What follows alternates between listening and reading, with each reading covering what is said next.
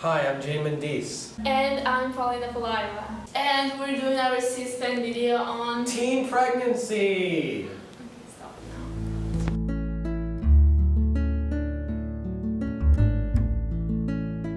Teen pregnancy is the new hot topic in Hollywood, but we wondered what it's like for that ordinary girl, the one down the block, who is waking up this morning to the reality that she's about to become a mom.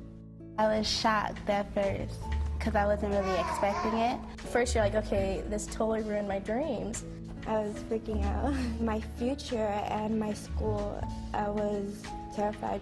The number of teens who come in on a daily basis who request pregnancy tests are probably 3 to 5 a day. As far as birth control, probably 15 young women come in a day. There are enough different methods of birth control in this day and age that there should be very few unwanted pregnancies. I believe the unborn need protection and the elderly need protection from decisions that take lives. We use protection and I think it broke. You don't really know what's happening until it happens. A lot of people are disappointed. They say, oh, she's a waste and, her whole future is going down the drain. I'm not going to encourage teens to, have sex and get pregnant, but I'm learning, from this. It happened, and pretty much became prepared for it.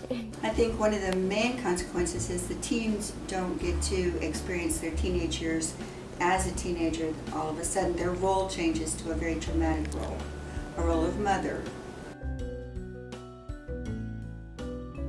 My thoughts on sex education are it's really important to think about what you want to put your focus on. So first of all, you want to make sure that your focus is on positive and good things that are moving you in the right direction. So when you talk about sex education, your body is changing as a 5th and 6th grader.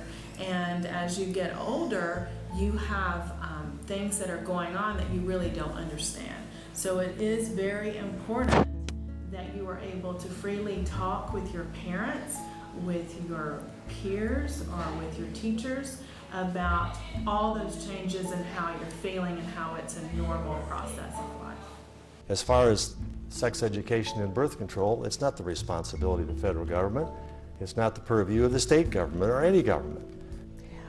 As far as sex education goes, I'm in favor of school choice so that you can have your children educated in the way that you want. Whether that includes sex education or does not include sex education, that would be up to the parents. I think sex education about the different options that are available to young people would be beneficial in school. Our school health nurses provide some of that sex education, but they can only do as much as the community will allow them to do. It's the decision that ought to be decided between parents and their children. So I cannot support something that would put a federal program or a state program or any kind of government program deciding what to teach my children or my friends' children or anybody else's children regarding issues of life and regarding issues of sex education. And this community feels very strong in their participation in their young person's curriculum in the school. And sex education, some parents feel, causes teens to be more promiscuous than no sex education. Well, teen pregnancies occur often for many different reasons. Again, it's important that girls have that confidence within themselves and that strength to say no when they can say no. They have the power to do that, but it takes a lot of encouragement on the part of their family group, whether that's their parents or whether that's their school family, or maybe another family in their area that's friends with them. So it's important that once their confidence is built up within them and they feel really good about themselves, they're not going to want to find out how to get into things that aren't good for them. Because what happens is when you aren't really sure about who you are and you don't feel loved completely, then you're going to try to find that love somewhere else. So as far as the school goes, it's really important that every day we help you feel strong, and that you're going to make mistakes in life, but those mistakes are okay. We're going to help you make better choices. And so we would hope that your families would do the same, just as we would here at school, and we would encourage your peers to help, in any situation that we would have. Now, as far as, getting people to use condoms, that again falls back on education, sex education.